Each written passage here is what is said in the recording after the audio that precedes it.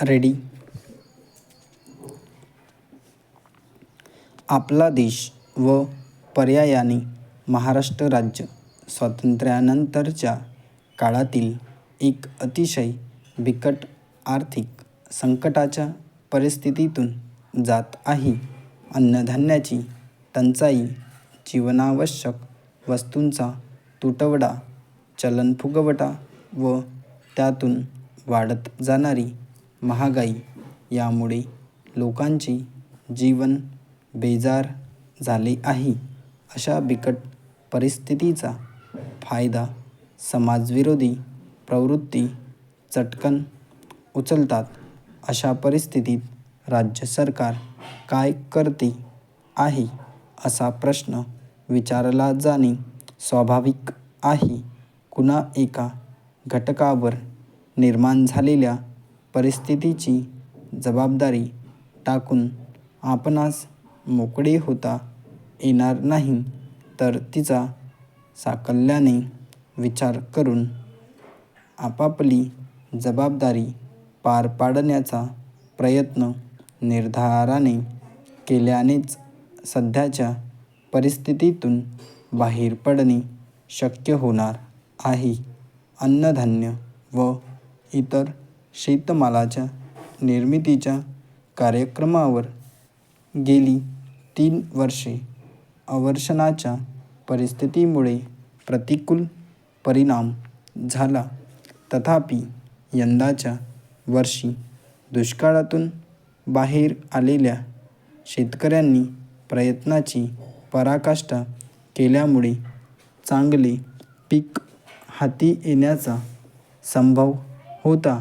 परंतु अवेळी आलेला पाऊस, ज्वारीवर पडलेली कीड व बाजरीवरील अळगट यामुळे या आशेवर काही भागात पाणी पडले व त्यामुळे अन्नधान्याच्या बाबतीत अपेक्षित उत्पन्नाचा दृष्टांक आपण गाठू शकलो नाही.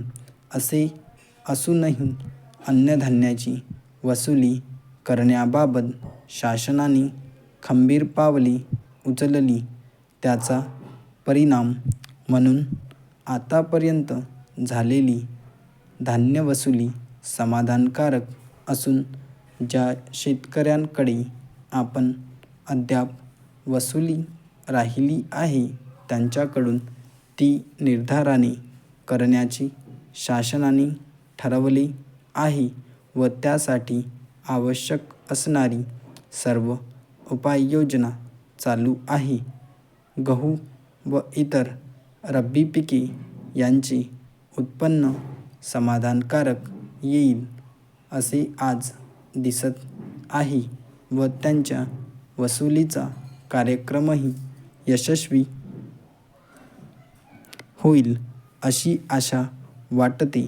अर्थात या पद्धतीने आपण प्रयत्न केल्यानंतरही महाराष्ट्र राज्य तुटीचे असल्याने आपली धान्याची गरज भागू शकणार नाही हे स्पष्ट आहे. म्हणून राज्य शासनाने केंद्र शासनाकडून अधिक धान्य मिळवण्यासाठी व आंतरराज्य वाहतुकीचे निर्बंध मोकळे व्हावेत यासाठी सतत प्रयत्न चालू ठेवले आहेत. या मध्यंतरीच्या काळात टंचाईच्या परिस्थितीचा गैरफायदा घेणाऱ्या समाजकंटक प्रवृत्तीचा बेमोड करण्यासाठी भारत संरक्षण कायद्याखाली कठोर उपाययोजना शासन करीत आहे. त्यासंबंधीचा तपशील नुकताच सभागृहाला सादर करण्यात आला आहे. चलनवाढीच्या समस्येसंबंधी राज्य सरकार फारसे काही करू शकले असते असे नाही, मात्र शासकीय खर्चात काटकसर करून त्वरित फलदायी असे उत्पादक कार्यक्रम हाती घेऊ शकते.